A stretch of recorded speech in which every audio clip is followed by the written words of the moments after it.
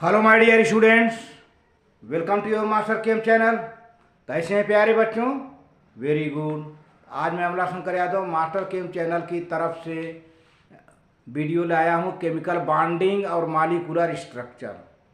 आज के वीडियो में प्यारे बच्चों एग्जाम्पल्स ऑफ कोऑर्डिनेट कंपाउंड और कुछ आईआईटी जेई नीट में आए हुए क्वेश्चन का प्रैक्टिस होगा, क्योंकि पिछले वीडियो में कोऑर्डिनेट कंपाउंड के एग्जाम्पल कम हो पाए थे। कॉम्प्लेक्स कंपाउंड भी कोऑर्डिनेट कंपाउंड बनाते हैं और इनका कुछ प्रॉपर्टीज है, जैसे ये वाटर में कम सॉल्युबल होते हैं। बहुत कुछ ही कोऑर्डिनेट कंपाउंड वाटर में सॉल्युबल होते हैं, वैसे तो ये ऑर्गेनिक सॉल्वेंट में सॉल्युबल होते हैं।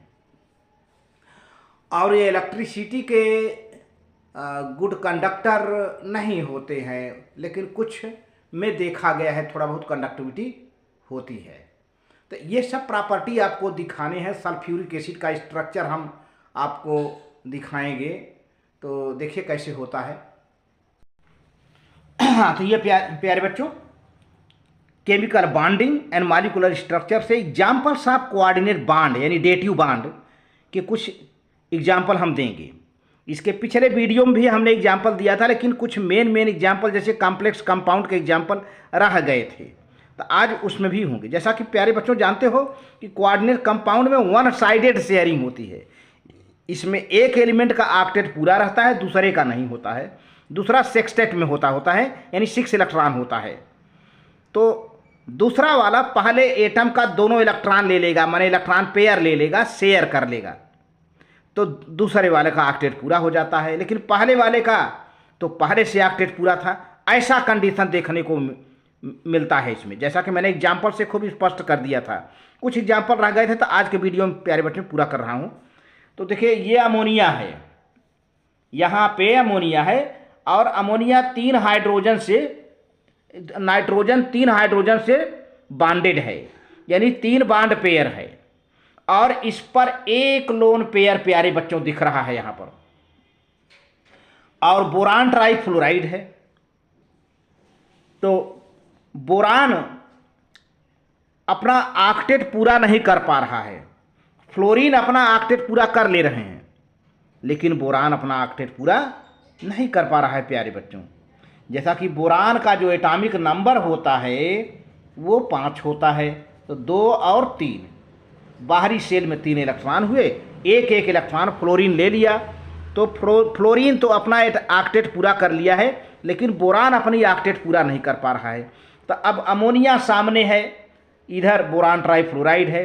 अब बोरान क्या काम करेगा? नाइट्रोजन का दो इलेक्ट्रॉन यानी नाइट्रोजन का इलेक्ट्रॉन पेयर ले करके अपना ऑक्टेट पूरा कर लेगा, और नाइट्रोजन का तो पहले से ऑक्टेट पूरा था। तो इस तरह से देखो प्यारे बच्चों ये डेटिव बॉन्ड दिख रहा है। इसका हेड देखो बोरान की तरफ है, टेल नाइट्रोजन की तरफ है। हेड किधर होता है? एक्सेप्टर की ओर। तो यहाँ पर बोरान इलेक्ट्रॉन पेयर एक्सेप्ट कर रहा है नाइट्रोजन का, और नाइट्रोजन डोनर है, तो टेल है नाइट्रोजन की तरफ। तो देखा जाए तो नाइट्रोजन लुईज बेस का काम कर रहा है, अमोनिया लुईज बेस का काम कर रहा है, बोरान ट्राइफ्लोराइड लुईज एसिड का काम कर रहा है। लुईज बेस कौन होता है? जो इलेक्ट्रॉन पेयर डोनर होता है। लुईज एसिड कौन होता है? जो इलेक्ट्रॉन पेयर एक्सेप्टर होता है प्यारे बच्चों। तो इस तरह से ये हुआ। और भी कुछ मेटल के हम एग्जाम्पल बताएंगे जो है। तो ये अमोनिया बोरान ट्राइफ्लोराइड बन गया, boron trifluoride, boron atoms in accepted, इस तरह से हो गया। अब metal coordinate bond compound, metal coordinate compound यहाँ हेडिंग पड़ा हुआ प्यारे बच्चों।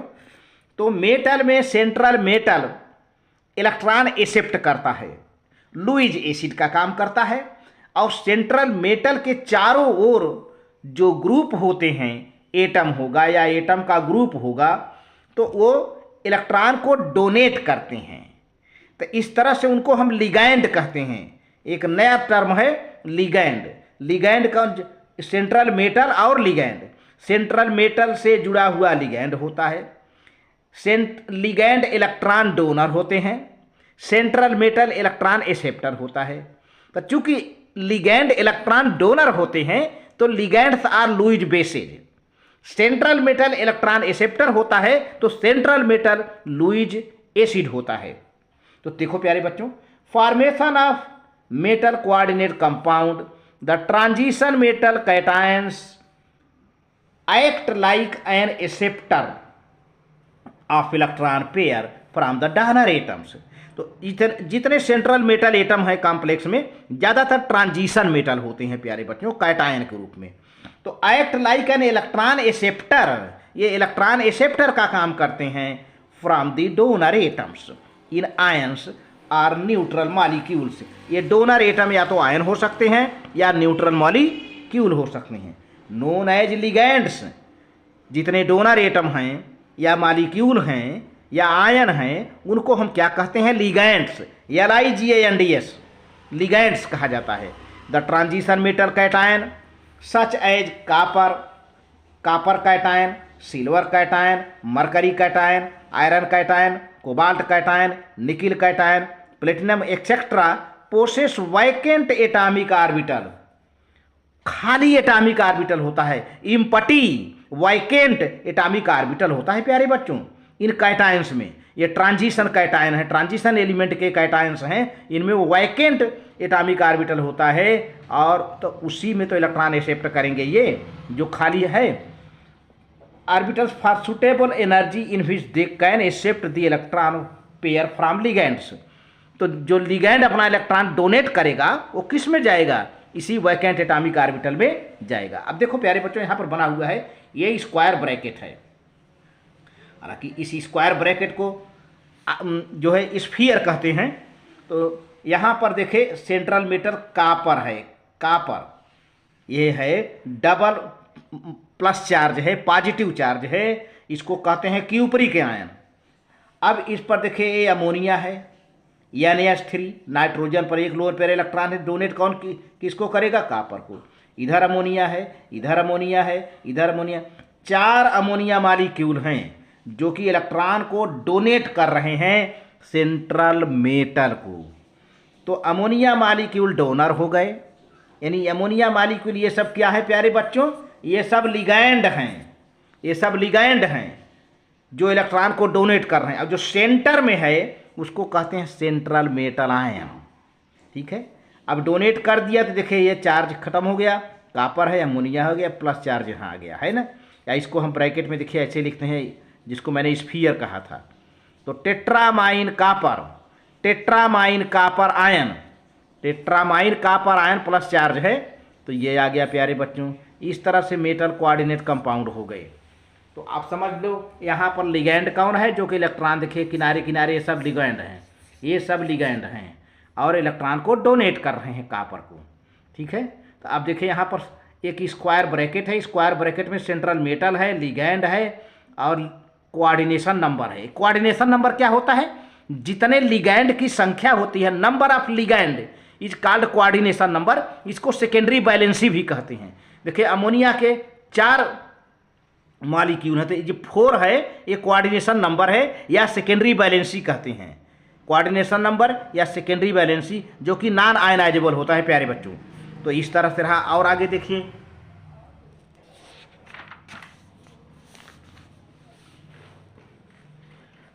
कोऑर्डिनेट कंपाउंड्स में भी गैसियस, लिक्विड और सॉलिड, ये प्रॉपर्टी बताई जा रही है प्यारे बच्चों। कोऑर्डिनेट कंपाउंड कोई जरूरी नहीं कि सभी कोऑर्डिनेट कंपाउंड सॉलिड में ही हों। ये गैसियस भी होते हैं, ये लिक्विड भी होते हैं और ये सॉलिड भी होते हैं। यहाँ पर देखिए जैसे एग्जांपल N2O, नाइट्रस ऑक्साइड जिसको कहते हैं, इसको लाफिंग गैस भी कहते हैं। N2O, nitrous oxide, SO2, these are gases, ये दोनों क्या है? गैसियस स्टेट में है प्यारे बच्चों। अब H2SO4 सल्फ्यूरिक एसिड जिसमें कोऑर्डिनेट बॉन्ड होता है, ये लिक्विड स्टेट में है।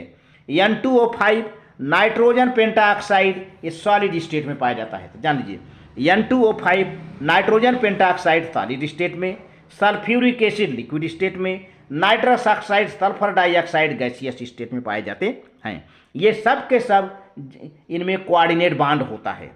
कोवैलेंट बॉन्ड के साथ साथ कोऑर्डिनेट बॉन्ड भी होता है। तो N2SO2 का स्ट्रक्चर तो हम पिछले वीडियो में बना चुके हैं और H2SO4 का और N2O5 का मैं बना दे रहा हूँ यहाँ पर। देखो प्यारे बच्चों, ये सल्फ्यूरिक एसिड है, यहाँ पर स्क्वायर ब्रैकेट लगा है, ये सल्फर है, जो कि सेंट्रल मेटल का काम कर रहा है। यहाँ पे 2 ऑक्सीजन कोऑर्डिनेट बॉन्ड बना रहे हैं, 2 ऑक्सीजन कोऑर्डिनेट बॉन्ड बना रहे हैं और 2 ऑक्सीजन सल्फर से कोवैलेंट बॉन्ड बना रहे हैं और हाइड्रोजन से कोवैलेंट बॉन्ड बना रहे हैं। देख लिया। तो सल्फ्यूरिक एसिड में 2 कोऑर्डिनेट बॉन्ड और 4 कोवैलेंट बॉन्ड होते हैं, जो कि एक कोवैलेंट बॉन्ड सल्फर ऑक्सीजन के बीच में 2 कोवैलेंट बॉन्ड सल्फर ऑक्सीजन बीच में और 2 कोवैलेंट बॉन्ड ऑक्सीजन हाइड्रोजन के बीच में रहता है। ये सल्फ्यूरिक एसिड का स्ट्रक्चर है प्यारे बच्चों। ये N2O5 देखिए, सेंट्रल मेटल यहाँ ऑक्सीजन है, N2O5 ऑक्सीजन है, ऑक्सीजन से नाइट्रोजन है लगा हुआ है और हर एक नाइट्रोजन से एक ऑक्सीजन कोऑर्डिनेट बॉन्ड बना रहा है और दूसरा ऑक्सीजन डबल बॉन्डेड है और जो सेंटर में ऑक्सीजन है एक कोवैलेंट बॉन्ड बना रहा है। देख रहे हैं ना, इस तरह से हुआ। तो ये यहाँ पर N2O5 का स्ट्रक्चर है प्यारे बच्चों। अब कुछ प्रॉपर्टीज हैं, जानना जरूरी है। The melting point and boiling point of coordinate compounds are lower. Very good. Coordinate compound का melting point boiling point lower than ionic compound, क्योंकि आयनिक कंपाउंड में प्यारे बच्चों electrostatic force of strong electrostatic force of attraction लगता है, जिसको Coulombic force कहते हैं। तो आयनिक कंपाउंड का तो वैसे भी मेल्टिंग पॉइंट बॉइलिंग पॉइंट बहुत ज़्यादा होता है। रही बात कोऑर्डिनेट कंपाउंड की, इसकी बॉइलिंग पॉइंट मेल्टिंग पॉइंट कम होती है आयनिक कंपाउंड से, क्योंकि इसमें इतना स्ट्रांग फोर्स नहीं लगता है, क्योंकि इसमें 2 वैलेंसी होती है, प्राइमरी वैलेंसी सेकेंडरी वैलेंसी, जो कि प्राइमरी वैलेंसी आयनाइजेबल होती है, सेकेंडरी वैलेंसी आयनाइजेबल नहीं होती है। तो but higher than covalent compounds. देखिए, melting point and boiling point of coordinate compounds are lower than ionic compound but higher than covalent compound. Covalent compound से इनकी melting point boiling point ज़्यादा होती है, अधिक होती है, बट आयनिक कंपाउंड से इनकी melting point boiling point low होती है। बात क्लियर हुई। Coordinate compounds generally are poor conductor of electricity, however some of them are good conductor. वैसे देखा जाए तो कोऑर्डिनेट कंपाउंड इलेक्ट्रिसिटी का पुअर कंडक्टर होते हैं, लेकिन फिर भी however some of them are good conductor, कुछ गुड कंडक्टर होते हैं। कोऑर्डिनेट कंपाउंड्स यानी dative compounds are insoluble in water. देखा जाए तो कोऑर्डिनेट कंपाउंड यानी जिनको आप डेटिव कंपाउंड कहते हो, पानी में इनसॉल्युबल हैं, पानी में घुलते नहीं। लेकिन वहीं कुछ होते हैं but some coordinate compound but they are soluble in organic solvent. Coordinate compound पानी में तो घुलनशील नहीं होते हैं, पानी में इनसॉल्युबल होते हैं, लेकिन ऑर्गेनिक सॉल्वेंट में सॉल्युबल होते हैं। However some of them can be soluble in water, लेकिन उन्हीं में से कुछ कोऑर्डिनेट, सभी नहीं, कुछ पानी में सॉल्युबल होते हैं। ठीक है, तो इस तरह से कोऑर्डिनेट कंपाउंड वाटर में इनसॉल्युबल होते हैं, ऑर्गेनिक कंपाउंड में सॉल्युबल होते हैं, कुछ कोऑर्डिनेट कंपाउंड पानी में सॉल्युबल होते हैं, very little. Coordinate compound show stereoisomerism because this bond is directional in nature. Directional का मतलब क्या हुआ प्यारे बच्चों? जो मॉलिक्यूल अपनी ज्योमेट्री को रिप्रेजेंट करे, octahedral, tetrahedral, pentagonal, bi pyramidal, जो मॉलिक्यूल अपनी ज्योमेट्री को रिप्रेजेंट करता है वो डायरेक्शनल बॉन्ड होता है। और जब डायरेक्शनल बॉन्ड है तो उसमें स्टीरियोआइसोमेरिज्म, जो 3 डायमेंशनल अरेंजमेंट होता है, वो शो करेगा। तो कोऑर्डिनेट बॉन्ड डायरेक्शनल बॉन्ड होता है प्यारे बच्चों। ये बड़ी इंपॉर्टेंट बात है, खुलकर सामने आ रही है, क्योंकि आयनिक बॉन्ड नॉन डायरेक्शनल होता है। और this is reason ionic bond do not show their geometry. Ionic bond की कोई ज्योमेट्री नहीं होती है क्योंकि वो नॉन डायरेक्शनल होता है। लेकिन वहीं कोवैलेंट बॉन्ड डायरेक्शनल होता है। और तो और अब यहाँ पर यह भी कहा जा रहा है कि कोऑर्डिनेट कंपाउंड भी डायरेक्शनल होते हैं। तो इसका मतलब कोऑर्डिनेट कंपाउंड की कहीं न कहीं सिमिलरिटी ऑर्गेनिक कंपाउंड से है। इसीलिए तो ऑर्गेनिक सॉल्वेंट में सॉल्युबल हैं ये, वाटर में नहीं। तो ये रहा प्यारे बच्चों।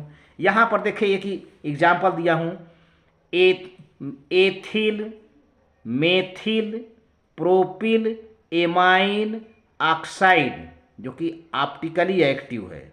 ये एथिल है, ये मेथिल है, ये प्रोपिल CH3 C2H5 C3H7। तो एथिल, प्रोपिल, मेथिल जो कि अल्फाबेटिकल में है, amine oxide that is optically active, it can rotate the plane of polarized light. यहाँ पे ऑक्सीजन से कोऑर्डिनेट बॉन्ड बना हुआ है यहाँ पर, ठीक है ना। और यहाँ मिथाइल ग्रुप है, यहाँ एथाइल ग्रुप है, प्रोपाइल ग्रुप है, और ऑक्सीजन से ये कोऑर्डिनेट बॉन्ड बनाया हुआ है प्यारे बच्चों। तो इस तरह से रहा। अब आगे देखते हैं क्या क्या है, कुछ क्वेश्चन की ओर ले चलते हैं जो कि आप काफ़ी समय से इंतज़ार कर रहे हैं और जो बहुत ही इम्पॉर्टेंट होता है आपके लिए। देखिए, which of the following has one lone pair of electron on the central atom. देखिए 4 मॉलिक्यूल दिए हैं चारों ऑप्शन में। यहाँ पर पूछा जा रहा है किसमें एक लोन पेयर इलेक्ट्रॉन है। AH2, B CH4, C में है अमोनियम आयन और D में नाइट्रोजन ट्राइक्लोराइड है NCl3। तो प्यारे बच्चों देखा जाए तो हाइड्रोजन H2 है, तो इसमें कोवैलेंट बॉन्ड बना है, कोई लोन पेयर इलेक्ट्रॉन की सवाल ही नहीं उठती है। मेथेन देखिए, कार्बन की 4 वैलेंसी है CH4, चारों हाइड्रोजन मीथेन से जुड़ गए हैं, 4 बॉन्ड पेयर हो गया है, कोई लोन पेयर यहाँ भी नहीं है। अमोनियम में देखिए NH4 प्लस है, प्लस होने के कारण यहाँ का भी लोन पेयर जो था ऑक्युपाई कर लिया गया, यहाँ भी कोई लोन पेयर नहीं है। अब बात आती है नाइट्रोजन की। नाइट्रोजन के आउटर मोस्ट सेल में प्यारे बच्चों 5 इलेक्ट्रॉन होते हैं और यहाँ पे क्लोरीन 3 है। एक क्लोरीन को अपना ऑक्टेट पूरा करने के लिए 1 इलेक्ट्रॉन चाहिए। तीनों क्लोरीन ने 3 इलेक्ट्रॉन लेकर अपने ऑक्टेट पूरा कर लिया, तो 5 में से 2 बचा, क्योंकि आउटर मोस्ट सेल में 5 इलेक्ट्रॉन थे। तो एक इलेक्ट्रॉन ले लिए क्लोरीन, तो 3 इलेक्ट्रॉन चला गया। तो अब 3 चला गया तो 5 में से कितना बचा? 2। कितना बच गया? 2। तो अब यही 2 लोन पेयर इलेक्ट्रॉन है। Your answer is, correct answer is D, NCl3। NCl3। Next question प्यारे बच्चों, which out of following structures is expected to have 3 bond pair and 1 lone pair. प्यारे बच्चों यहां पे 4 स्ट्रक्चर दिए गए हैं। चारों स्ट्रक्चर में आपको यह देखकर बताना है कि किसमें 3 बॉन्ड पेयर है और 1 लोन पेयर है। तो देखिए, टेट्राहेड्रल,